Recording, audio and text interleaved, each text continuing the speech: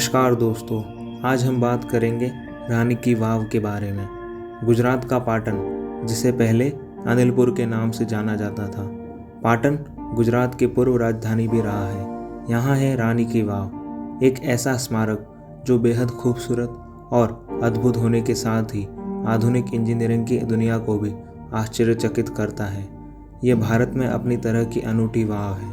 वाव यानी बावड़ी या सीढ़ी नुमा कुआं, जहाँ ज़्यादातर स्मारक राजाओं द्वारा अपनी रानी की याद में निर्मित कराए गए हैं, वहीं रानी की वाव एक ऐसा स्मारक है जिसे एक रानी ने अपने राजा की याद में बनवाया था। इस बावड़ी का निर्माण सोलंकी राजवंश की रानी उदयमती ने अपने पति भीमदेव प्रथम की याद में 11वीं सदी में बनवाया था। ये बावड़ी न सिर्फ जल प्रबंध प्रणाली में भूजल संसाधनों के उपयोग की तकनीकी का बेहतरीन उदाहरण है, बल्कि भारतीय भूमिगत वास्तु संरचना का भी सबसे विकसित नमूना है। रानी की वाव सभी बावड़ियों में सबसे बड़ी और सबसे ज़्यादा अलंकृत है, साथ ही मारू गुर्जरा आर्किटेक्चर का उत्कृष्ट नमूना है। इसका निर्माण उल्टे मंदिर की तरह किया गया है, यानी डोम नीचे और स्तंभ ऊपर की ओर है। इसमें नीचे से ऊपर की ओर 7 सीढ़ियों की कतारें हैं। 7 मंजिला इस वाव की हर मंजिल पर बहुत ही उच्च कलाकृतियों का निर्माण किया गया है, जिनकी मुख्य विषय वस्तु भगवान विष्णु के रूप और अवतार है। लगभग 70 मीटर लंबी, 23 मीटर चौड़ी और 28 मीटर गहरी इस वाव में 500 से भी ज़्यादा मुख्य कलाकृतियाँ हैं और 1000 से भी ज़्यादा छोटी कलाकृतियाँ हैं। इन मूर्तियों में भगवान विष्णु के 24 रूपों और 8 अवतारों के अलावा नागकन्या, योगिनी जैसी सुंदर अप्सराओं की कलाकृतियाँ भी बनाई गई है। इन मूर्तियों की चमक देखकर ऐसा लगता है जैसे इन्हें वर्तमान समय में ही बनाया गया हो। क्या आप जानते हैं कि ये बावड़ी 700 साल तक गाद में दबी रही?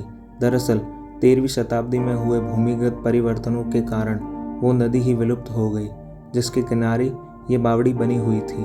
बताया जाता है कि भूमिगत प्लेटों के खिंचाव के कारण इस क्षेत्र में बाढ़ आई और बाढ़ थमने के बाद ये क्षेत्र गाद में दब गया।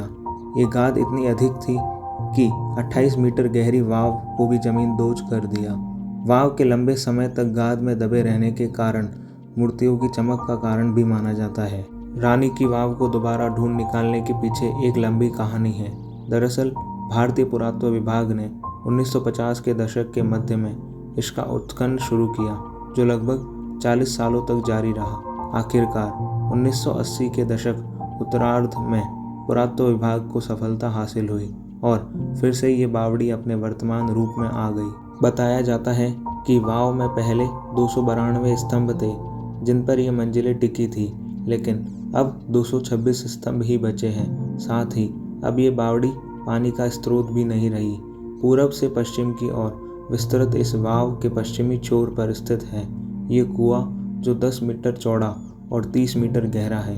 कहते हैं लगभग 50 साल पहले इस कुएं में पानी जमा रहता था, जिसमें औषधीय गुण पाए जाते थे और इस पानी का उपयोग कई गंभीर बीमारियों के उपचार में किया जाता था। पानी में औषधीय गुण के कारण वाव के इर्द गिर्द लगे आयुर्वेद पौधों को माना जाता है। वाव की आखिरी सतह में एक गुप्त द्वार भी है, जिसे अब बंद कर दिया गया है। इस द्वार में एक 30 किलोमीटर लंबी सुरंग जाती थी, जो बावड़ी से निकलकर सीधे सिद्धपुर में निकलती थी। आपकी जानकारी के लिए मैं बता दूं कि जुलाई 2018 में आरबीआई, भारतीय रिजर्व बैंक द्वारा 100 रुपये की नोट के पीछे चित्रित किया गया है तथा 22 जून 2014 को इसे यूनेस्को विश्व विरासत स्थल में सम्मिलित किया गया। भारत में स्थित सभी बावड़ियों की रानी का खिताब भी दिया गया है।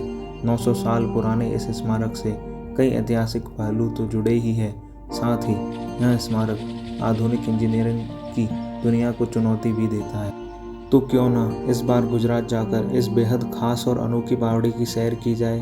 तो दोस्तों, ये थी कुछ खास और अनोखी बातें रानी की वाव के बारे में। और हाँ दोस्तों, इसी के साथ हमारी वीडियो को लाइक करना, शेयर करना और चैनल को सब्सक्राइब करना ना भूलें। आपका दिन शुभ रहे।